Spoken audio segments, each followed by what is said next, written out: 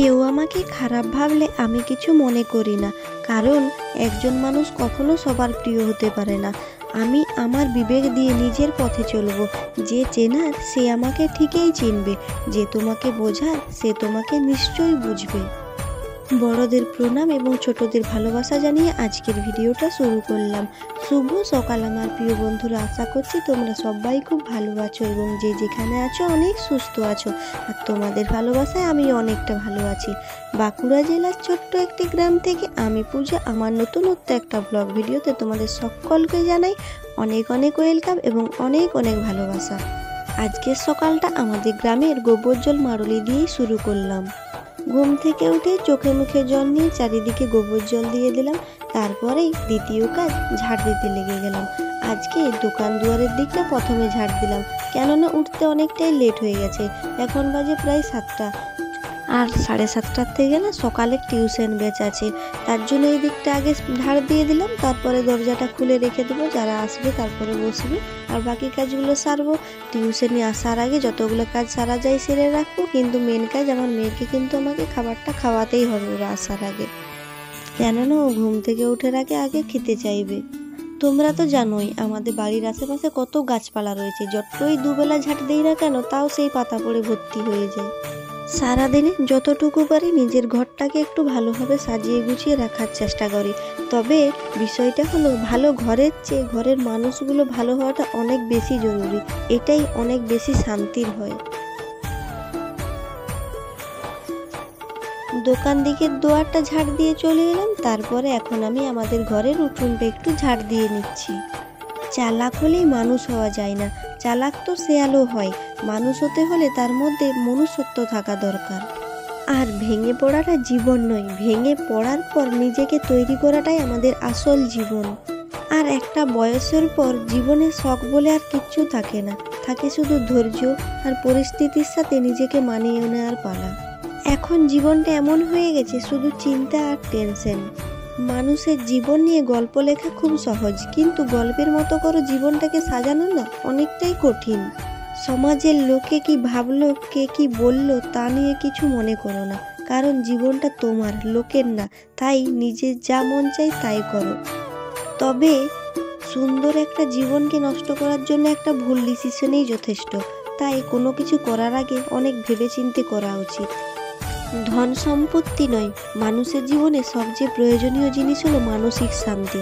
জানো তো আজকে শুক্রবার, আর তোমরা অনেকেই জানো না, তোমাদের দাদা ভাই মানে কুচকির বাবা না প্রতি শুক্রবারে হাট যায়। আমাদের এখানে লক্ষ্মীসাগরে হাট হয় প্রতি শুক্রবার, সেখানে হাট যায়। তো সকাল সকাল ও খাওয়া দাওয়া করে বেরিয়ে পড়লো। আমি ভোর ভোর উঠে ভাতটা রান্না করে রেখেছিলাম। এভাবেই যখন হাট যায় আমি ভোরবেলায় আলু ভাতে ভাত করে রাখি, সকালে খেয়ে দিয়ে চলে যায়, কেননা সারাটা দিন হয়তো নাও খেতে পারে যদি দোকানে ভিড় থাকে। আমাদের ঘরেতে আমাদের ছোট্ট একটা কাপড়ের দোকান রয়েছে, কিন্তু ঘরেতে এখনও তেমন একটা চালু হয়নি, কেননা আমাদের ছোট্ট দোকান। তাছাড়াও জানো তো বন্ধুরা, এখনও না গ্রামের লোক অনেকে জানেই না যে আমাদের এখানটাতে একটা দোকান রয়েছে। ঈশার বাবা হাটে যায়। আমাদের এখানে সপ্তাহে 2টো হাট করে, লক্ষ্মীসাগর শুক্রবার আর রবিবার সিমলাপাল, এই 2টো হাটেই করে থাকে। বাকি দিনগুলো ঘরেতে যা বিক্রি হলো। তবে কি জানো তো, ঘরের থেকে না হাটেতেই ভালো বিক্রি হয় এবং ভালো টাকা হয়। যাই হোক, ওইদিকে হাট চলে গেল, আর মেয়ে তো এরপর সারাদিন আমাকে জ্বালাবে, কেননা আমি তো ঘরেতে একাই থাকি। তুমি জানো টিউশন পড়ানো, ওকে সামলানো আমার পক্ষে অনেকটাই কষ্ট করে। ওর বাবা যখন কোথাও চলে যায়, সকালে এই বাসনগুলো ধুইনি, একটু বেলা করে ধুয়ে নিলাম। আর এখন সবজি লোক এসেছিলো, কিছু সবজি কিনে নিচ্ছি, রান্না করতে হবে তো। আমরা কিন্তু এই সবজি কাকুর কাছে সব দিন সবজি কিনে থাকি, বাজার কখনো যাই না। খুব দরকার হলে বেশি বাড়িতে আত্মীয় স্বজন এলে তখন যাওয়া হয় বাজার, তার আগে নয়। কেননা বাড়ির সামনে যখন পাচ্ছি বাজার অনেকটাই তো দূর, প্রায় 2 কিলোমিটার, অত দূর যেয়ে কী করবো বলো, সেজন্য এখানেই কিনে নিই। তোমরা আমার ভিডিওটা দেখতে থাকো এবং আমি তোমাদের কিছু কমেন্টে রিপ্লাই দিয়ে ফেলি। হ্যাপি লাইফ টুম্পা থেকে টুম্পা দিদি ভাই কমেন্ট করেছে, খুব ভালো লাগলো বুনু, তোমার কথাগুলো আমার ভীষণ ভালো লাগে। আর তোমার এই দাদা দিদির সবসময় তোমাদের পাশে আছে। তোমরা সবাই ভালো থেকো এবং সুস্থ থেকো। দাদা ভাই দিদি ভাই তোমাদেরকেও অনেক অনেক ভালোবাসো আমার পাশে থাকার জন্য, এভাবেই তোমরা আমার পাশে থেকো। এখন আমি দুপুরের তরকারি রান্না করছি। ভাত তো আজকে ভোরেই রান্না করে নিয়েছি। দেখো মাত্র দুজনের জন্য রান্না করবো, এরপর সকালে একবার রান্না করব, দুপুরে করব, এমনি তো করি না। তার জন্য সকালে রান্না করে নিয়েছি, গরম ভাত খেয়ে নিয়েও চলে গেছে, তারপর আমিও সকালে খেয়ে নিয়েছি। আর তারপরে দুপুরে যখন খাবো ওই ভাতগুলো একটু গরম করে নেব। আর আজকে রান্না করছি আলু, বেগুন আর টমেটো দিয়ে ঝোল। এই তরকারিটা না আমার খুব ভালো লাগে। আর করলাম বেগুন ভাজা আর ডিম ভাজা, আর কিছু না। দুপুরে আজকে শুধু আমিই খাবো, তারপর পুচকির বাবা তো এসে সেই রাত্রেবেলায় খাবার খাবে। বাচ্চা নিয়ে তো সবসময় রান্না করতে পারবো না, তাই এখনই রান্না করে রাখবো, যখন খাবে তখন তরকারিগুলো একটু করে গরম করে নিই। দ্বিতীয় কমেন্টটা করেছে সোমা সিল থেকে।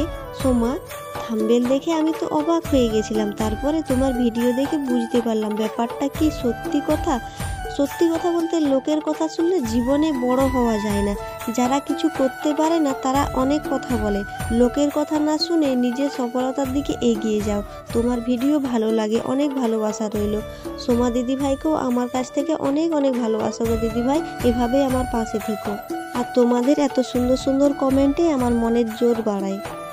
তোমাদের কমেন্ট পড়ে প্রতিদিন মনটা ভরে যায়। তোমাদের কমেন্ট দেখে মনে হয় প্রতিদিন নতুন নতুন ভিডিও বানাই। আমি এদিকে রান্না করছি আর আমার মেয়ে বাড়ির যা অবস্থা করেছিল তোমাদের দেখলে তো অবাক হয়ে যাবে। কালকে রাত্রি জেগে যে আমি ফুলটা করেছিলাম না, কি সুন্দর একটা নকশা করেছিলাম, আমার খুব ভালো লেগেছিল। কিন্তু মেয়ে কি করেছে, আমি রঙগুলো আমারই ভুল সাইডে নামিয়ে রেখেছিলাম। মেয়ে কি করেছে, রঙগুলো সব ওখানে ফেলে ঢেলে নকশার উপরেও ফেলে দিয়েছে। তো ওটা তো মোছা যাচ্ছে না, ফেব্রিক নকশাটা করেছিলাম, ভেবেছিলাম মুছবে না, কি সুন্দর দেখতে লাগবে, এমন করেছে নকশাও গেল, সব গেল। আমারই ভুল সত্যি, ওখানে ওগুলো রাখা আমার উচিত হয়নি। বাচ্চা মেয়ে, তার জন্য কিছু বলতেও পারছি না। ছোট মেয়েকে কি বলবো বলো, ও তো জানে না, জানলে হয়তো এরকম করতো না। আজকে তো পুচকির বাবা নেই, তাহলে হয়তো এমনটা হতো না। ও নেই, আমি এদিকে রান্না করছি, মেয়ে দেখছি এরকম কাণ্ড করে বসে আছে। দুপুরে মেয়েকে খাবার খাইয়ে নিজেও খাবার খেয়ে না আমি ব্লগ ছাড়তে গিয়েছিলাম। এই যে বাগানটা দেখতে পাচ্ছ, এর শেষ দিকটায়। তারপর ভিডিও পোস্ট করে এসে এই মেয়েকে না ঘুম পাড়িয়ে দিয়েছি, কেননা ও না হলে তো এসব কাজগুলো আমাকে করতেই দিত না। তাছাড়াও ঘুম করিয়ে দিলাম। বিকালে টিউশন বেচাছে, পুচকির বাবা তো নেই, তাহলে আমার পড়াতে অনেকটাই ও অসুবিধা করে দেবে। বাচ্চারা পড়বে, সেখানে যেয়ে বদমাশি করবে। যে দিনগুলোতে পুচকির বাবা থাকে না, সে দিনগুলোতে না টিউশনের আগে মেয়েকে আমি ঘুম পাড়িয়ে দিই। জামা কাপড়গুলো একটু একটু ভেজা ছিল, তাও ওগুলো তুলে রেখে দিলাম, কেননা টিউশন পড়াতে পড়াতে রাত হয়ে যাবে, তো তখন তুলতে না ভুলে যাব। এরকম অনেক দিনেই হয়েছে, জামা কাপড়গুলো রয়ে যায়, তুলতে ভুলে যাই পড়াতে পড়াতে। কেননা একবার বসলে তো এখন আর ওঠা হবে না, সেই ছুটির পরে। আর রাত্রিতে তো পালা কুড়ানো যাবে না, তার জন্য এখন আমি দুটি পালাও কুড়িয়ে রেখে দিচ্ছি। তাহলে উনুন জ্বালাতে অনেকটাই সুবিধা হবে, রাত্রিতে কিছু একটা তো রান্না করতে হবে তার জন্য। আর এটা আমাদের বাড়ির বাগান, এই গাছগুলো দেখছো, এই গাছগুলো না আমরাই লাগিয়েছি। আর আমাদের এই বাগানটাতে জানো তো অনেক রকমের গাছ রয়েছে, আম, কাঁঠাল, এই যে সামনে দেখতে পাচ্ছ আনারস গাছগুলো না, এখানে অনেক আনারস ধরে, আনারস যখন ধরে সেই সময়। তাছাড়াও শাল, সেগুন, পেয়ারা, বাদাম, কাঠবাদাম, ভেলাই গাছ, আতা গাছ, অনেক ধরনের গাছ রয়েছে। আর সামনে তো একটা লেবু গাছ রয়েছে, তোমরা জানোই। শিমুল গাছ রয়েছে, আরও অনেক গাছ রয়েছে, সেগুলো হয়তো আমি বলতে পারলাম না। দেখো পালা কুড়িয়ে নিয়ে এসেছি, দেখছি টিউশনের ছাত্রছাত্রীরা একে একে আসছে, তো পালা কুড়িয়ে রেখে দিলাম, তারপরে পড়াতে বসে গিয়েছিলাম। তারপর টিউশন ছুটি দিয়েই দেখলাম যে পুচকির বাবার আসার সময় হয়ে গেছে, তাড়াতাড়ি করে এইখানটা আর একবার মুছতে লেগে গেলাম। সব রং তো এখানে ঢেলে দিয়েছিল, তাহলে সকালে একবার পুছেছিলাম, তাও দেখাচ্ছিল রংটা ভালো লাগছিল না, মানে পুছে নি আর কি, ফেব্রিক তো। আর তার জন্য এখন আর একবার একটু মুছে দিচ্ছি, যাই হোক করে। আর একটা হাতে তো মুছা যাচ্ছে না, দু হাতে ঘষে ঘষে যতটুকু পারলাম তুললাম। পুচকির বাবা এসে তো আমাকেই বকবে, কেননা পুচকি তো ছোট, ওর কি দোষ বলো, ও কি জানে। আমাকে বলবে তুমি কেন সরিয়ে রাখো না। মেয়ে সারাদিনে যাই করুক না কেন, সবই আমার দোষ, শুধু আজকে নয়, সব দিনেই। সারাদিনে জানো তো মেয়ের বদমাশি রয়েইছে, ও সারাদিনে শুধু ভাবে যে কোন বদমাশিটার পর আমি কোনটা করব। এই যে এখন রং ঢেলে দিল, আবারও মনে মনে ভেবে নিয়েছে আমি এরপর কি করব। এরকম সারাদিনে করতেই থাকে। ও যাই করুক সব দোষ আমার, কেননা আমি ওর মা।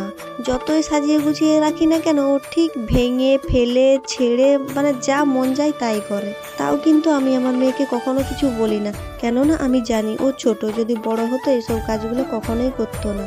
আর তোমরা বলো তো, সব কিছু জিনিস লুকিয়ে রাখা যায় কি? কিছু করলেই বাড়ির লোক বলবে তুমি কেন এটা লুকিয়ে রাখো নি। কখনোই সব কিছু জিনিস লুকিয়ে রাখা সম্ভব নয়, আমি দেখেছি তো। কেননা বাড়িতে যা কিছু আছে আমার মেয়ের সব কিছুই দরকার হয়, সব কিছু কি লুকিয়ে রাখা যায়? আমি না চাইলেও ও সব কিছুই করে ফেলে। যাই হোক, আজকের ভিডিওটা এই পর্যন্তই রইল। সবাই ভালো থেকো।